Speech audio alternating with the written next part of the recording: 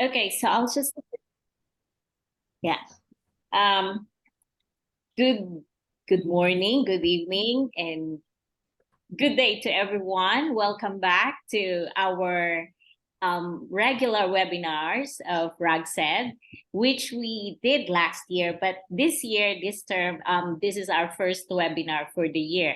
And I would like to, of course, introduce to you who will be facilitating or who will be our host for tonight in this program. Uche is currently the Investment Attraction Coordinator, Africa and Caribbean Markets, Economic Development at the City of Brampton, Canada. Uche has an extensive educational background, including bachelor's degree in civil engineering, a master's degree in business administration, a certificate in leadership and strategy, a diploma in financial training, trading and investment, and has started his studies at the University of Waterloo to be a certified economic developer.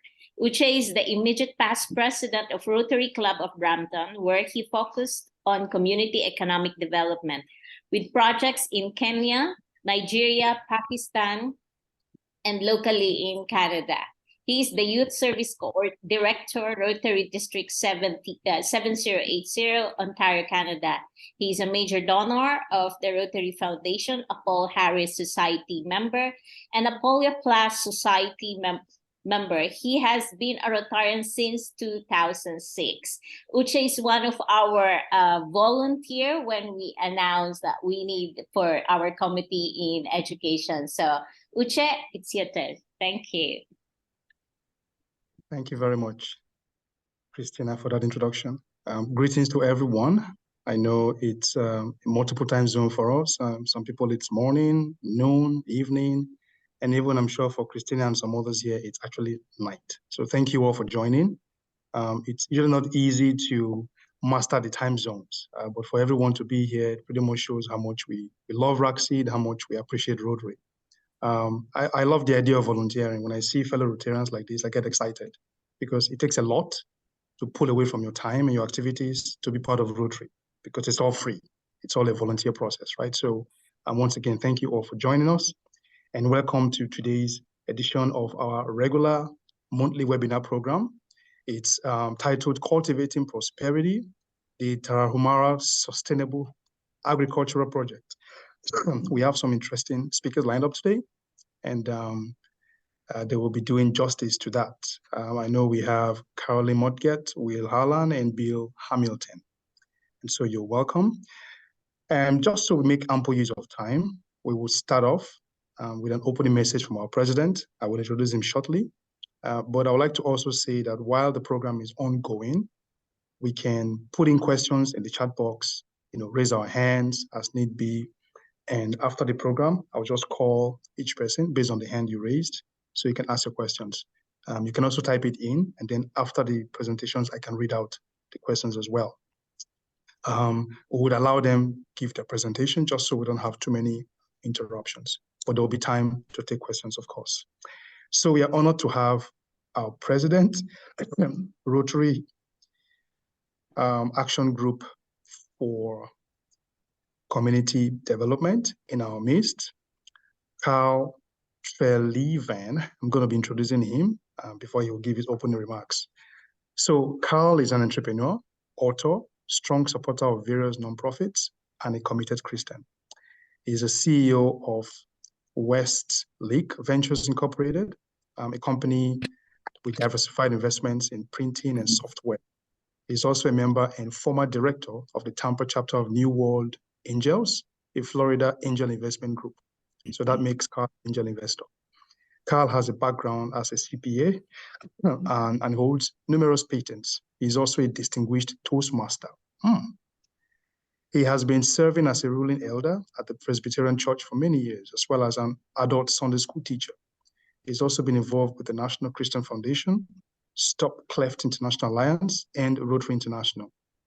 A little bit about his Rotary journey. He has served as district governor, and I think that's District 6890, in the 2011-2012 Rotary year.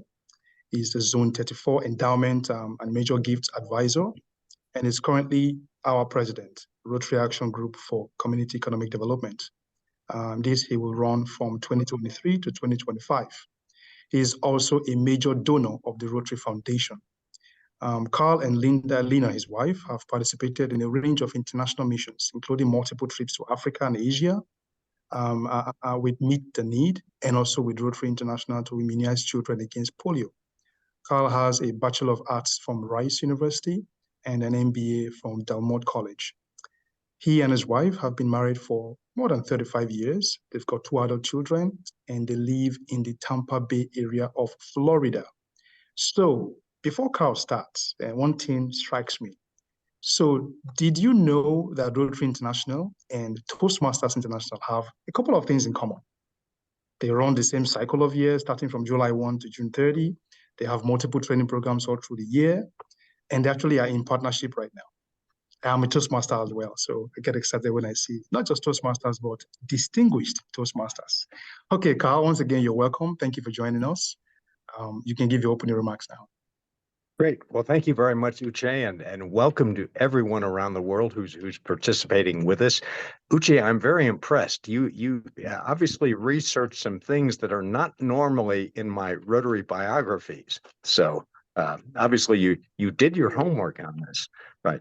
So as Uche said, I live in the Tampa Bay area of Florida in the United States, but this morning I'm speaking to you from my hotel room in Mexico City, Mexico. I'm on a business trip with my day job, but I certainly do not want to miss this particular event.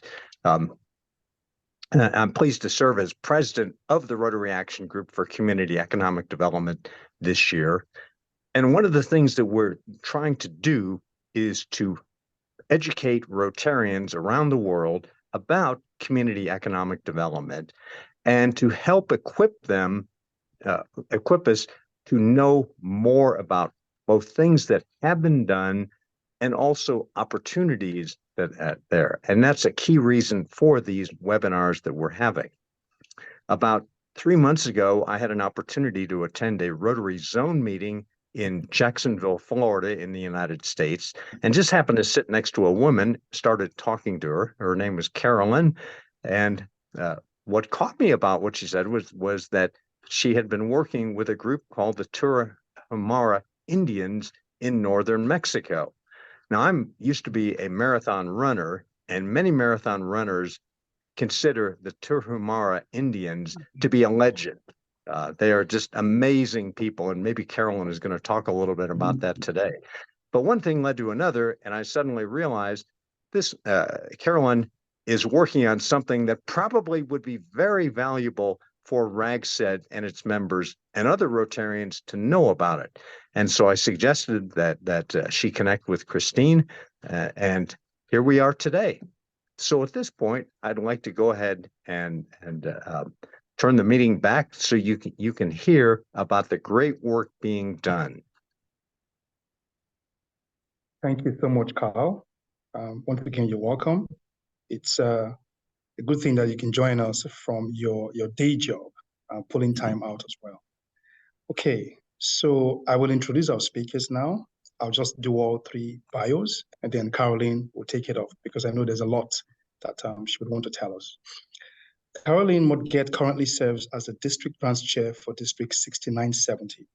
She served as Lieutenant Governor to past District Governor Rick Cooper, District Trainer, Assistant Governor, District Secretary, and past President, and every position in the club except Vice President for St. Augustine Sunrise Rotary Club. She's been in Sunrise Rotary since 1998, and if she doesn't know the answer, she knows how to find it. She's a 8-star Paul Harris Fellow. Caroline serves as a lead on the Tarahumara Sustainable Agricultural Grant. And this was approved in January of 2021. So this must be a big project to still be ongoing. Professionally, she owns Easy Sociability, a social media management and business development company in St. Augustine. Our business creates promotion strategies for clients with a need to embrace social media easily and effectively. Caroline, you're welcome. I'm just going to read also briefly the bio of Will Harlan and Bill Hamilton, just so that when Caroline starts, she will generally coordinate all the speaking times from all three of them. Will is a Southeast Director and Senior Scientist with the Center for Biological Diversity and Senior Editor of Blue Ridge Outdoors magazine. He is also the Executive Director of the Copper Canyon Alliance, dedicated to securing clean water and sustainable agriculture in their ancestral canyonlands of the Tarahumara. A top trail runner, he was the 2009 champion of the Caballo Blanco Copper Canyon 50-mile ultra marathon, made famous by the best-selling book Born to Run. And he was featured in the documentary El Chivo. Will, you're welcome to join us today. Bill Hamilton. He is a charter member, past president, and chair of the International Committee of the St. Augustine Sunrise Rotary Club. Will also he owns Southern Horticulture. It's a garden center and landscape company. Caroline, Will, and Bill, you're welcome. We're excited to have you here. We're looking forward to listening to you and to learning from you. And hopefully, from what we'll gather today, we'll just look forward to springboarding into making RAGCED an even better action group for Rotary. So, Caroline, I will hand over to you now. Thank you. Thank you, Uche. What Carl may not have realized was that I told Sandra Hempstead, one of the past district governors, at that zone meeting about our global grant, and she kept telling me about this guy I needed to meet named Carl. And then it just so happened that we sat together. So things are, Rotary things happen, and here we are today. So our global grant has been going on. We first met on this grant in August of 2019. It took a year and a half to get approved, but we were able to get a lot of support from clubs in our area. We ended up having $5,000 from one of our club events to put into the grant. Will Harlan and his foundation were able to contribute another $5,000 to us that we added to our money. So we had $10,000 of seed money to start with. We were able to get money from the Flagler Beach Rotary Club, Port Orange South Daytona Club, the St. Augustine Club, New Smyrna Beach, East Arlington, and of course our grant partner, the Rotary Club of Chihuahua, Mexico. So all told, we ended up having $16,400, and with this grant, we were able to get $87,900 in district designated funds, including some DDF from another district.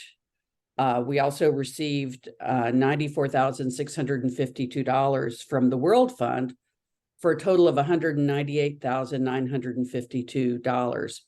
Our grant is still open. We're working now to establish the economic development part of the grant, and things are going very well.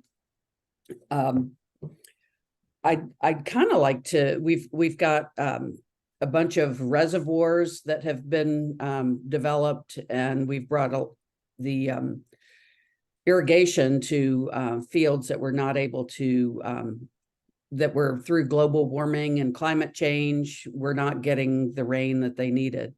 But I'd like to take a moment, because I think Will Harlan is going to be great at telling you guys all about the background of this. And he's been there several times. But I'd like to ask Bill Hamilton if he would tell us how this whole thing got started.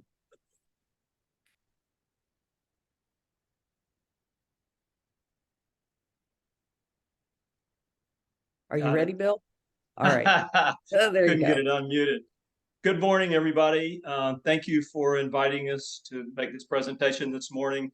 I have been involved in agriculture and plants my whole adult and professional life, and even before that as a kid.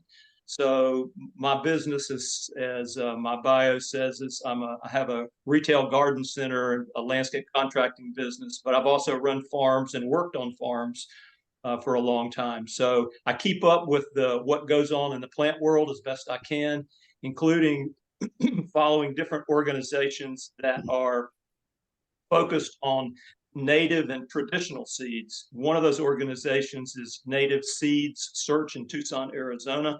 I've been a member of that organization for a long, long time, and they, as a consequence, they send me their newsletter.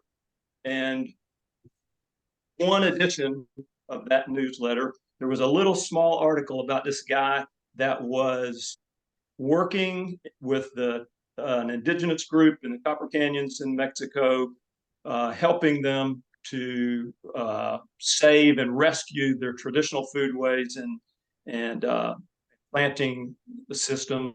And they gave his name, Will Harlan. And I, at that point, was the chairman of the international committee. Our club had a successful fundraiser that year, so we had some extra money. And so I called this guy up and I said, I really like what you're doing. This is a great project. I'm so impressed by what you're doing. And our club wants to make $1,000 donation to your efforts. And he said, oh my God, that's so great. You can't believe how beneficial this is going to be to so many people. You're really going to affect a lot of people's lives. I know it seems like a small amount of money for you guys, but for them, it's a lot. So thank you so much. I really appreciate this. So the next year, our fundraiser was also successful, and I designated $4,000 to the work that Will was doing with the Tarahumaras. So I called him back up and said, all right, okay, man, here we go. I got $4,000 for your project, and we can either write you a check and send it to you today, or we can apply for a global grant and turn that $4,000 into something bigger if you want to upscale what you're trying to do. And he said, let's go for the global grant by all means. So we did. That was the first global grant. It was 2012. It was a bit less than $50,000. And what Will did was help the Tarahumaras build seed grow out farms and storage facilities, and then distribute the seeds to communities that, like Carolyn mentioned, had been impacted by illegal logging, the narcotraficantes, climate change, all of the modern day problems that this indigenous group suffer from, but they had no part in bringing that on themselves. So we went through the learning process of dealing with the Rotary Foundation, and it was a super successful project. $50,000. We came in under budget, tons of seeds distributed throughout the canyons, and the Rotary Foundation really liked this project because it's something that can be replicated in other parts of the world. And they said, we love this project. We want to send a film team down to the canyons and document what you did. We want to play this up. But at that point, the narcos had taken over the towns, closed the roads, shot up a bunch of people, and the Rotary Foundation wisely decided not to go.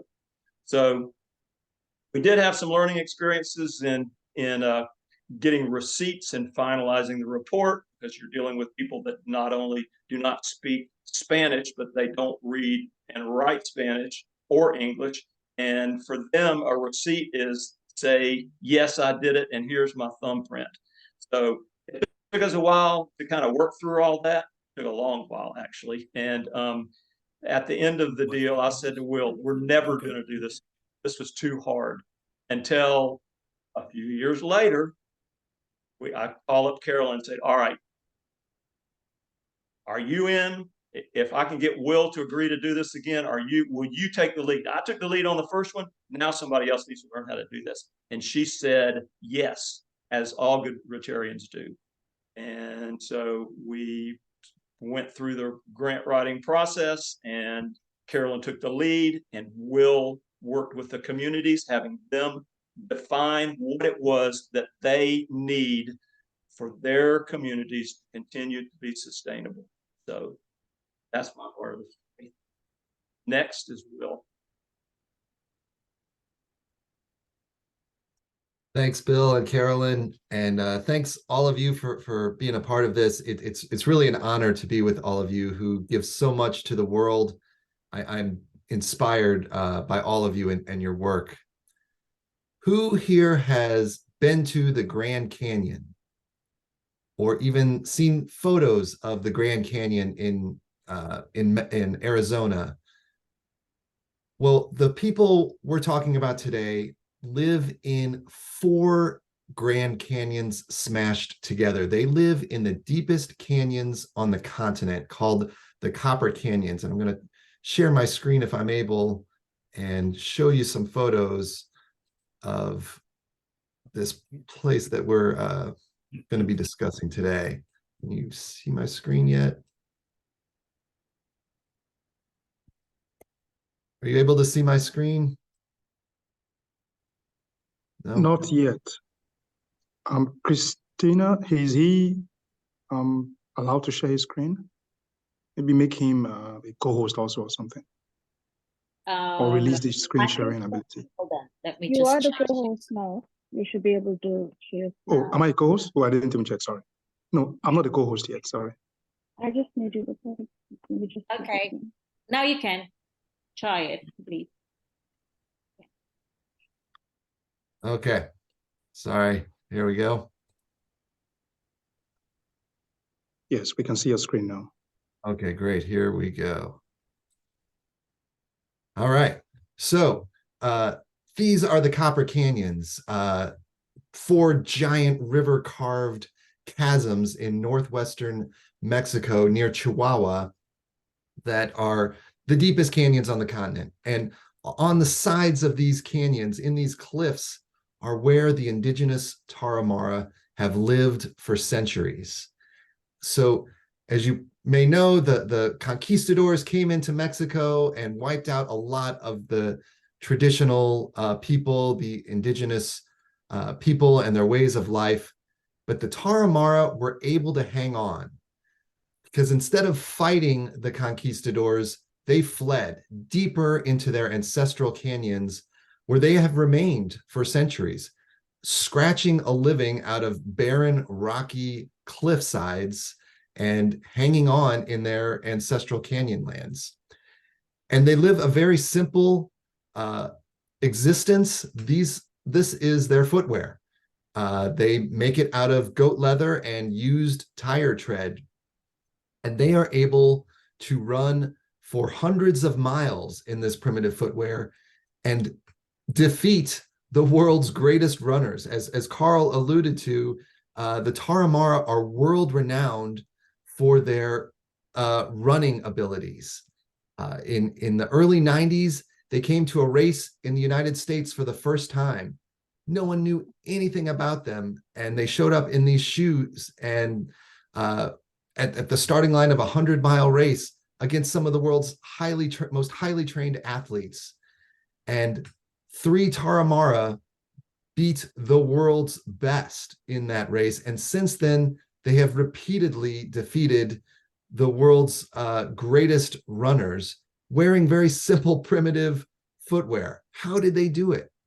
Well, that's what I wanted to know. I was a very competitive trail runner, elite athlete, and I had read about the Tarahumara, and I wanted to know, what was their secret? How did they run so far and so fast? And so I went down to the canyons for the first time, trying to figure out their secret. I wanted to meet this guy, Arnulfo Kimere, the runner on the right. The runner on the left is Scott Jurek, who won the Western States 100 miler 7 times, the best ultra runner in history. And he was defeated by Arnulfo Kimere, a goat herder from the Copper Canyons of Mexico, in a 50-mile race. And so I wanted to learn from Arnulfo what made him such a great runner. And after many miles of running alongside the Tarahumara and many trips in the canyons with the Tarahumara, I realized that there is no secret. And subsequent studies have borne this out of the Tarahumara. There's no genetic ability. There's nothing in their stride, nothing in their physiology that distinguishes them from everyone else. What does distinguish them as a people are a couple of things. One, their way of life. They live a very simple life. They grow their own food and they walk and run everywhere. They have no cars, no mechanized form of transport. And so they carry everything on their back, and their training is their everyday life of walking up and down giant chasms and building that endurance through their everyday way of life. And then the other secret that I learned much later is that running to them is not a chore. It's not something to lose weight or to stay fit or to check off your daily to-do list. It's not even to win races. They run for the joy of it and to connect more deeply to the canyons and the spiritual legacy of their people. Running to them is a spiritual experience. Every footfall is a connection with the divine. And that is something that was transformative to me and changed the way I saw myself and my running and saw the people and came to understand them in a much deeper and more powerful way. And so after spending all this time learning from them, I was amazed by them as runners, but I became more inspired by them as human beings. How did they live and survive in these canyons and run so far and fast, living on just corn and beans that they grew from their fields with handmade plows? It was amazing what they were accomplishing as human beings. But I realized also that they faced very real problems, as Bill alluded to. This is a dangerous place to live now more than ever.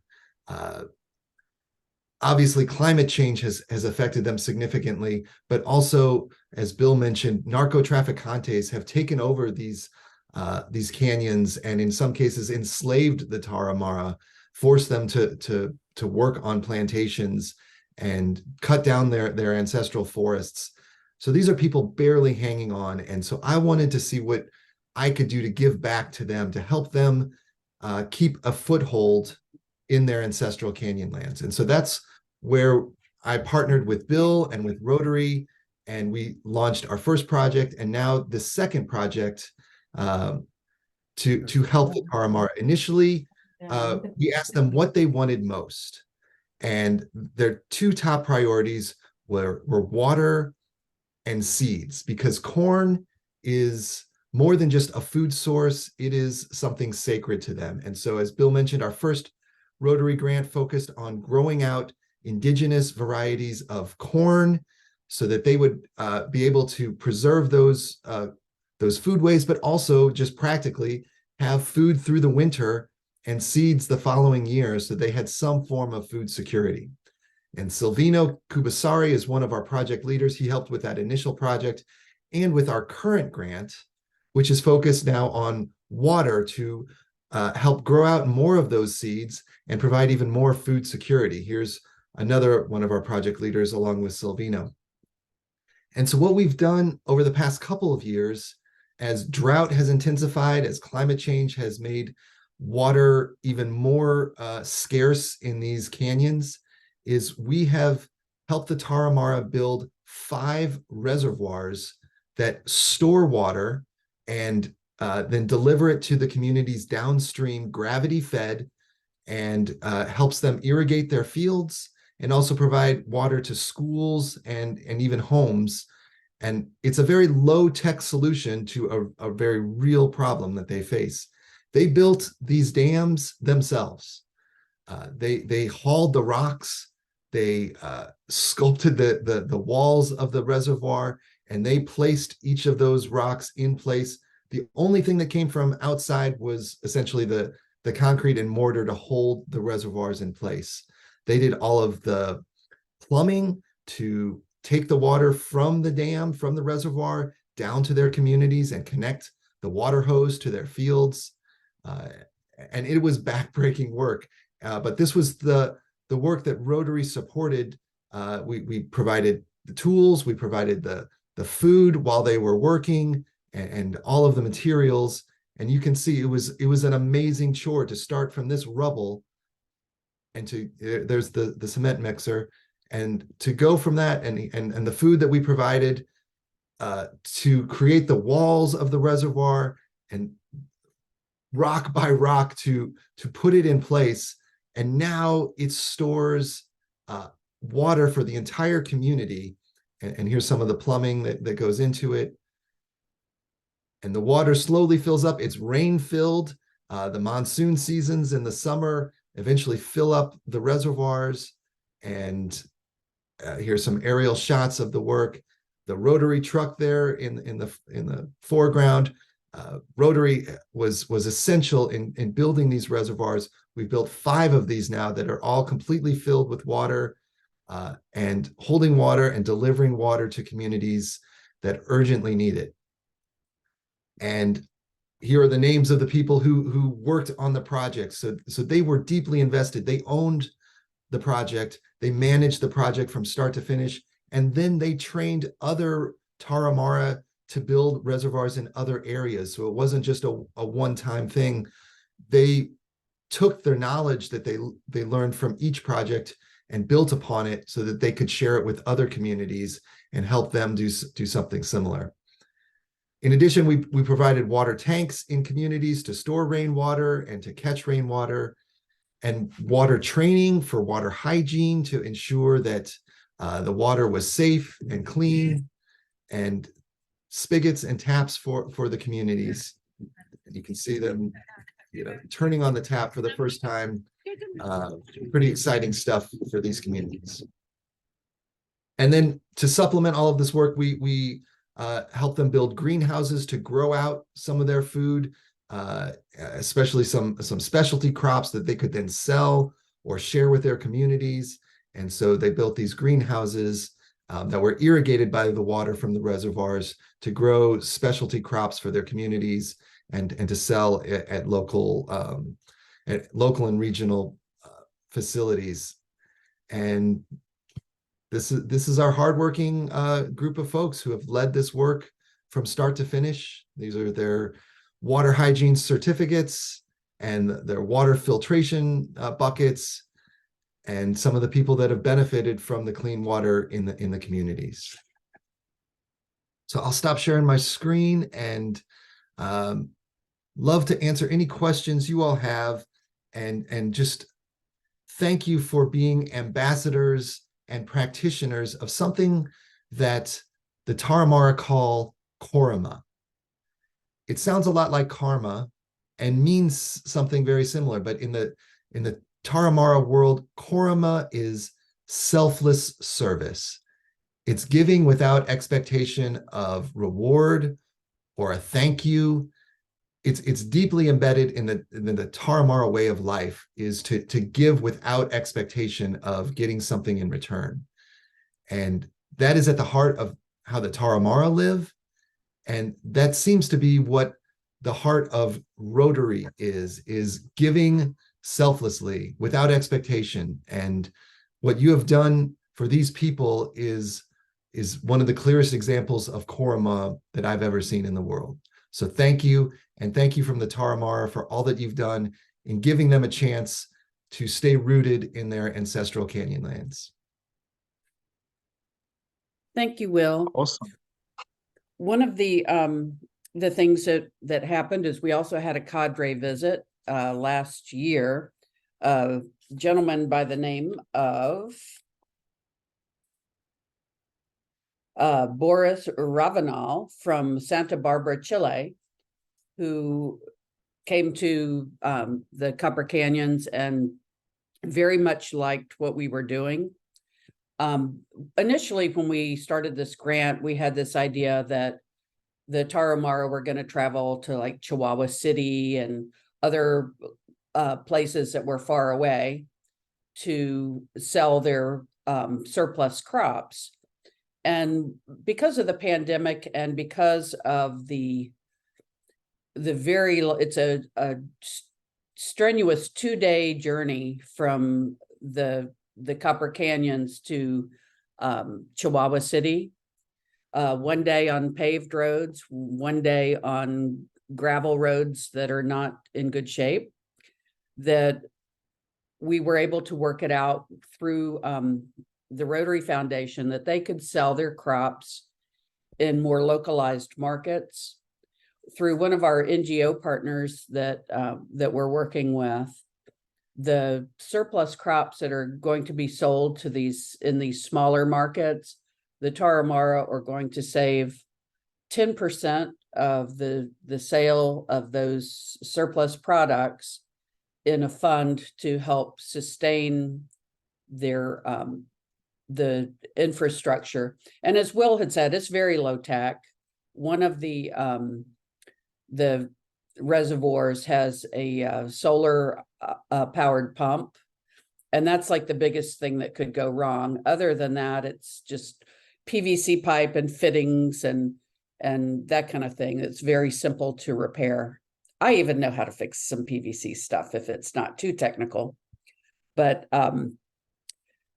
one of the biggest impacts for me personally on this was last December, I believe, we were talking about the results of their first short growing season that they had last fall. And the Tarahumara were able to have more food and more water than they had had in a decade after a very short growing season without everything being complete. And I believe, Will, you visited recently, didn't you? Yeah, so sadly, this past summer has been one of the worst droughts in recorded history for the Copper Canyons. And tragically, there are many communities that are struggling, facing severe food shortages and insecurity, and water shortages, obviously, as well. But the 5 communities where we're working have still had water throughout this unprecedented drought. So the more communities we can reach, the better. But for the communities where we're working, we have literally saved lives and enabled them to endure a crippling drought. So that's just one example of how our work has enabled a handful of communities to thrive. Through the initially, when we in our initial application, there were so many summers of drought that they were starting to have a 50% infant mortality rate, which just seems so extreme to me and just kind of unbelievable. But I looked it up, and it's true. I mean, this is the real deal, the real impact of not having enough water. Now, this particular grant is replicable, and if there are any other clubs or anyone that wants to take on another, how many other communities are there in the Copper Canyons, Will, that could benefit from a grant such as this? Oh, so many. There are around 50,000 indigenous Tarahumara still in the canyons. Many are leaving and living on the streets of Chihuahua City because they can't survive in their canyons anymore for many of the reasons we've discussed. But they want to stay, and we want to try to help them stay. I think Paul has a question. Sorry? So I'm just giving time to Caroline. If you don't, let me know so I can take the questions and I'll take it from Yeah, there. go ahead and take the questions. Let's see what we have to. All right, thank you very much. We do have some questions. Thank you, Caroline, Bill, and Will. It's really interesting what this project has done. So I have 2 questions in the chat box, but I see that Carl had his hands up first. So Carl, you want to go first? Sure. Thank you, Uche. My question for you is first, what do you envision as the next projects that you could do there? And then beyond that, is what you've learned there applicable in other places? Yes, great questions. I think the next phase would be to expand these projects to other parts of the canyons, because water is such an urgent need all across the canyons. We've been successful in the places where we work, but I think it's easily replicable, and these folks already have the training and the knowledge and the experience, and they're eager to share it. So it's really easy to move it elsewhere and to expand it, and to grow even more food, so they have even more food security. Bill or Carolyn, did you want to add anything to that? What you see are next steps? I believe that we, correct me if I'm wrong, but we're impacting about 500 people now. Is that correct? So 500 out of 50,000, there's a lot of opportunity. At this point, we don't have plans to do more.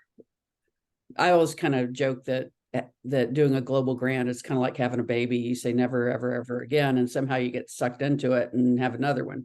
But you can ask Bill Hamilton about that, because he swore it off. But you know, this is something that we'd love to see more people do, and we're happy to share everything that we've learned so far about this. It's been quite the endeavor, but I would be remiss if I didn't talk about our global grant partner, which is the Club of Chihuahua. I know that Will went down there on a visit and was they were very good hosts to him, and they've been wonderful to work with. So I don't know if you want to say anything more about that, Will or Bill.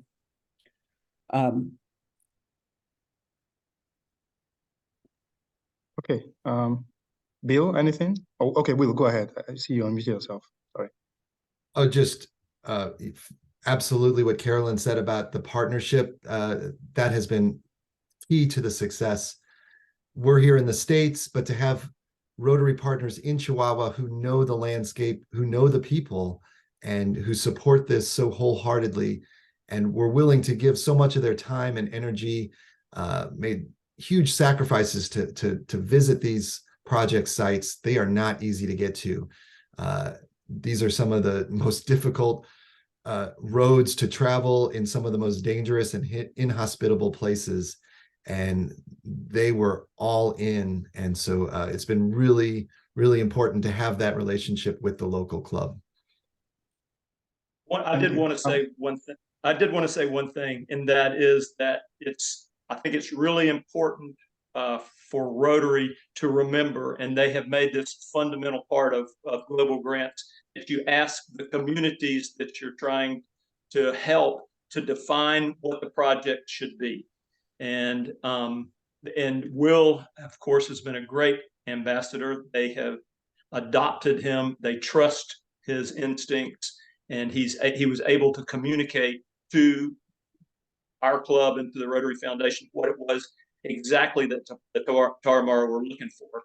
And the challenge for me personally and for structuring this grant was the economic development portion, because the Tarahumara did not ask to start a money economy. They're not, that's foreign to who they are. It's not part of their traditional culture.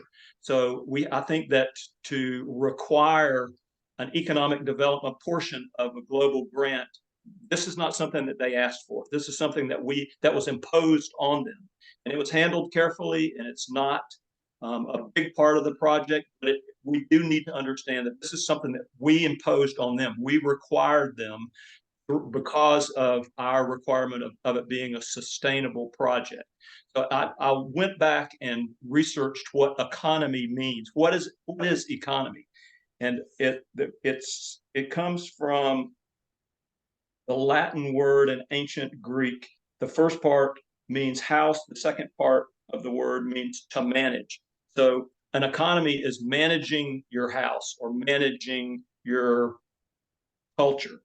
And it's a social domain. I just want to read briefly what this says. A social domain that emphasizes the practices, discourses, and material expressions associated with the production, use, and management of scarce resources. A given economy is a set of processes that involves its culture, values, education, technological evolution, history, social organization, political structure, legal systems, and natural resources as main factors. The economic domain is a social domain of interrelated human practices and transactions. Monetary transactions only account for a small part of the economic domain. So, as business and community leaders from around the world, we look at money economies as the answer to the world's problems. But we have to be careful that we don't try to impose a money economy on a traditional indigenous culture, because what we do then, they have zero chance of competing, of being competitive in a world economy. Zero chance. And what we do, if we're not careful, is we create a group of poor people instead of a culture that is rich in tradition, produces the world's strongest runners. And we are the ones who have so much to learn from them, because they are the ones who are the survivors of centuries of tough times. So I think we just need to be cautious as Rotarians that we don't impose something on cultures, rather we listen to them. And I think in this case, we do have a small economic development component, but we are the ones that can learn from them. Thank you. And Thank you that's so much, just the Neil. economic development. That's the money part. All of the produce and the water that's going on is also part of the economic development. So, yeah. Thank you, Caroline. Okay, so Will, I guess you can quickly take this question. What's the electricity infrastructure on the Tarahumara lands? Do they have electricity? Virtually non-existent. Most of the communities do not have electricity at all. Some that live closer to, there's a couple of towns within the canyons, mainly run by mestizos, where they can get electricity. And we have provided some solar panels in a few places. Carolyn mentioned there's a water pump in one community that is solar powered, and that is the more likely approach for these far-flung villages. It's rather unlikely to run electricity to them, but solar does provide a means for them to have lights and energy that can help. Okay. Obviously, this project has affected the lives of these people positively. We just heard you give some statistics and the good news. So Khalid wants to know if you can share what their current quality of life is, what changes they've experienced, especially amongst their women and children. Yeah, for these communities, this has been a life-changing project. Carolyn mentioned that the high infant mortality rate, a lot of that is caused by lack of water and lack of access to clean water. So we've not only provided water, but provided training to make sure the water is safe and clean, to reduce infant mortality in those communities and reduce just disease more generally. They are otherwise some of the healthiest, strongest people on the planet, but they do get waterborne diseases when they don't have access to clean water. And so that's been a real measurable achievement of this project. We'll have final numbers once the project is wrapped up, but we've seen that the communities where we're working have food and water security and less disease, virtually no disease that we've seen. Children are thriving. They're able to go to schools. That's the other big thing, is this water is providing water and food to schools. And that's a priority that they have identified also, is they want to keep their kids in schools, but when the schools they already don't have electricity, and when they don't have water or food, then it's hard for parents to send their kids to these schools, which are often like boarding schools because they have to travel so far to get there. But when they have water and food security at the schools, it's an incentive to keep the students there and the teachers there. And so the whole community benefits when we can provide the basic needs for the schools of these communities. And I know that this is a sustainable project. So I was wondering, what's the maintenance requirements of this project and who's responsible? Excellent question. And as Carolyn mentioned, we tried to keep this really low tech because it is difficult to get technicians and materials deep into these canyons. So the dams require virtually no maintenance once they're built. Occasionally a pipe fitting will go out, but the community has been trained in how to repair them and has basic supplies on hand. And if there are repairs needed, as Carolyn mentioned, we have this 10% maintenance fund that the sale of their crops to these regional markets, we allocate a portion. They do this themselves, but 10% is saved for any future maintenance of these reservoirs and the accompanying infrastructure. So we have a built-in fund if needed for the repairs, but other than plastic pipe fitting replacements, those are the only anticipated repairs that maintenance that we anticipate. Okay, that's pretty simple. Thank you. Caroline? Something Yep. something worth mentioning that I've left out is that we had another invaluable NGO partner, and that's the Tarahumara Foundation, or the Tarahumara Foundation, if you say it in English. I probably messed up the Spanish pretty bad, but they've been on the ground with the people as well, and especially doing the trainings and helping all along. Okay, thank you. Anita is thinking project expansion now. So Anita wants to know what resources will be specifically needed to expand this project. For example, how much time would the Rotary Club need to allot money to the project, you know, if some more is needed. Caroline, maybe you can take this one first. Yeah, I can take that. Anita's my club president, and well, I'm Bill's club president too. And Anita, that's a large amount of money, because if you consider that what we're impacting is about 500 people, and there are 45,500 more people in the area, it's a lot more money. But what we did with this, just under $200,000, was highly impactful. So we could do some math on that. I don't have it in my head right now to do it, but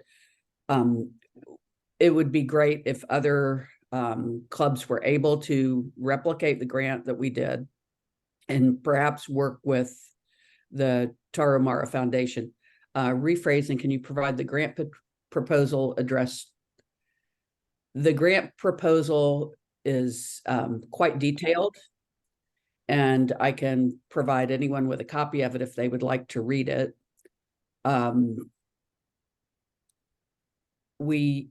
It's too broad of a oh, I'm sorry, that was Alberto's question. Yes, you can go on. I was going to ask you anyway. Yeah, it's a very broad question. Now, the community needs assessment was a major part of this, and I had a feeling that somebody was going to ask me something I didn't know the answer to right off the top of my head. Part of the way that we are measuring the success of this is the number of people that were trained, the number of beneficiaries in the group, the improved access to clean water, and the farmers that were trained in agricultural techniques and commercial production, as well as there are some food dehydrators. They were trained in using that, as well as about how to grow plants. The quantity of the maize and beans were harvested too. There are reports on that as well. I'm sorry, go ahead, please. So, I mean, I think that have I addressed everything?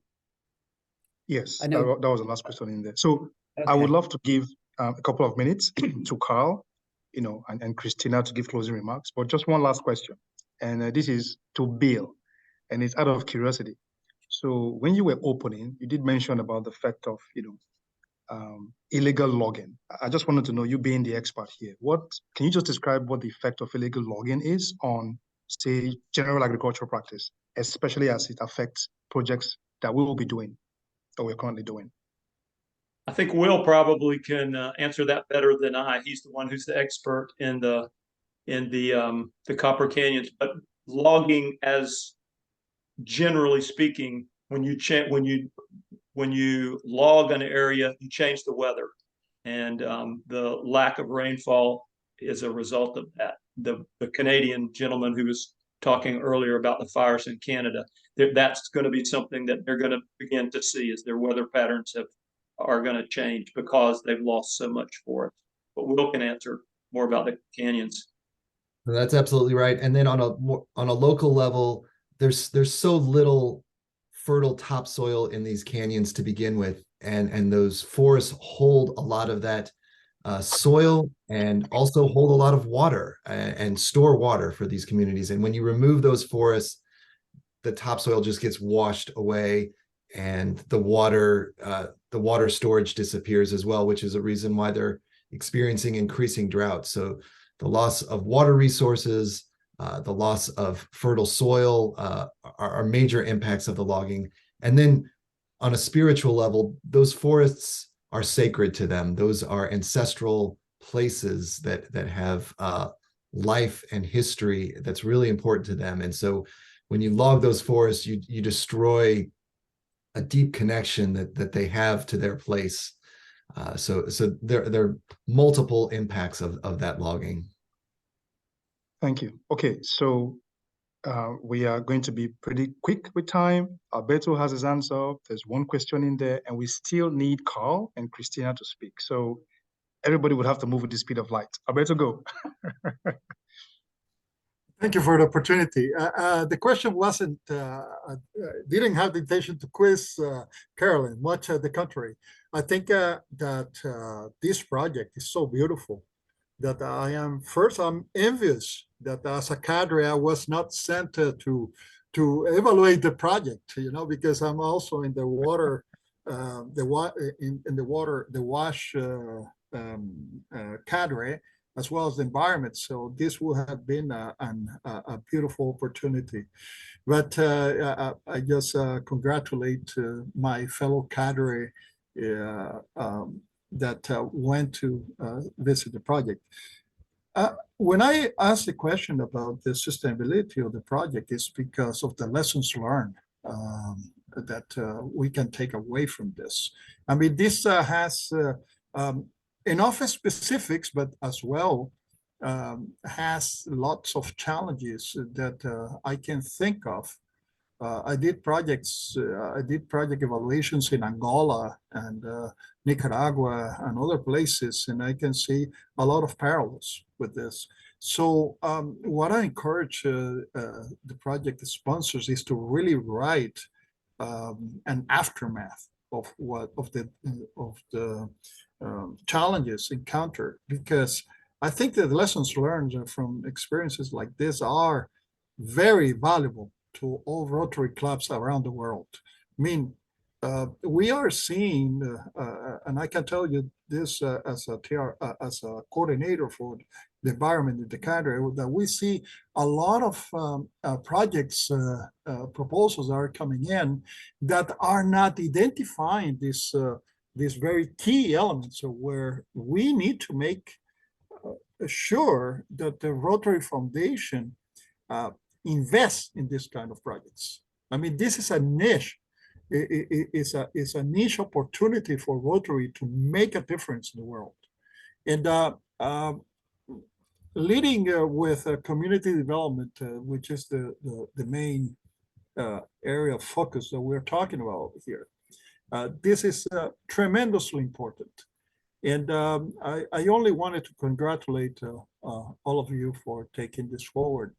And again, I turn on the AI companion in order to then quiz the system of what you already say, because I think this session needs to be clipped and share with everybody else, since we only have like 24 people here right now, but this is something that might be of interest. And because of the time differences, of course, this is going to be always a challenge for these kind of meetings. But congratulations. I just enjoyed the time over here being with you and listening to you. Thank Okay, you. The so I must time always apologize. goes by very fast on this one. Thanks. I must apologize ahead of time. We would need like 5 extra minutes. Please, I hope you don't mind. So just a very quick one last question, and then I'll hand over to Carl and Christina to give closing remarks. Will, you might just quickly answer this one. What kind of diseases do they encounter? And do they get like government-provided treatments? Yeah, most of the diseases they have are waterborne diseases like Giardia, E. coli, and sadly, they don't have great access to medical care because of where they live.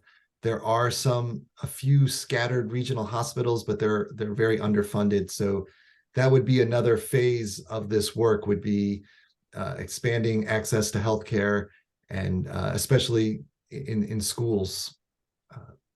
But yeah, healthcare is still a concern. Oh, okay. Thank you very much, Will. Okay, as we begin to wind down, I would hand over first to Carl, our president, to give closing remarks, and then Christina, the chair, will just wrap things up. So Carl, while you are going into your presentation, you see my background? I'm curious to know what plans we have for Singapore. Take it away, Carl. Certainly. Well, thank you, Uche. First of all, thanks very much for a great program. I'm sure we could go on for much longer. Sorry if there's background. Now I'm in the lobby of my hotel. So, real quickly, in terms of Singapore, hopefully many of you, if not most of you, will come to the Rotary International Convention at the end of May next year in Singapore. We're going to have a booth in the Hall of Friendship, and we will also hopefully have 1 and possibly 2 breakout sessions on various aspects of community economic development. One thing out of this one, we'll have a recording of this presentation. One of the first things on my to-do list is I'm going to share it with a fellow named Marshall Butler, who's a fellow runner for me from Zone 34. He used to be the public image chair, and he's a whiz at knowing how to spread good information about Rotary. So hopefully the rest of you can do the same and share it with others you know who might find this whole subject interesting.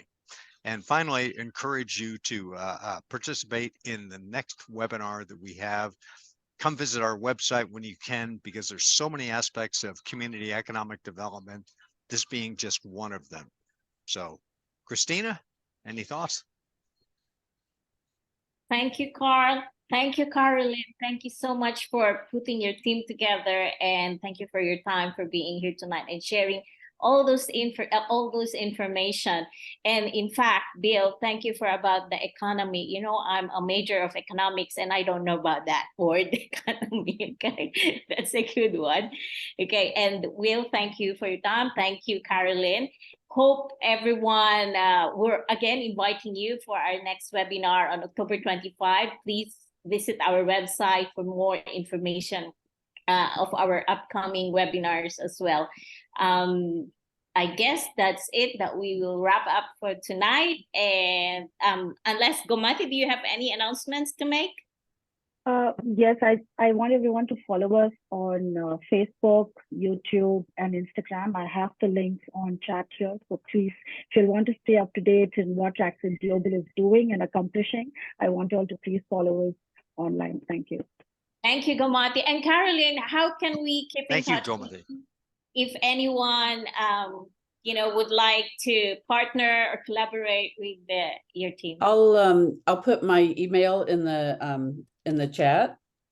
Yeah. And I did want to mention that there was a special on ESPN last year, and it was about the Tarahumara, and it was called The Infinite Race. If you have ESPN as part of your television package, you may be able to download it. There's also the El Chivo documentary, which I really enjoyed, that features Will Harlan here.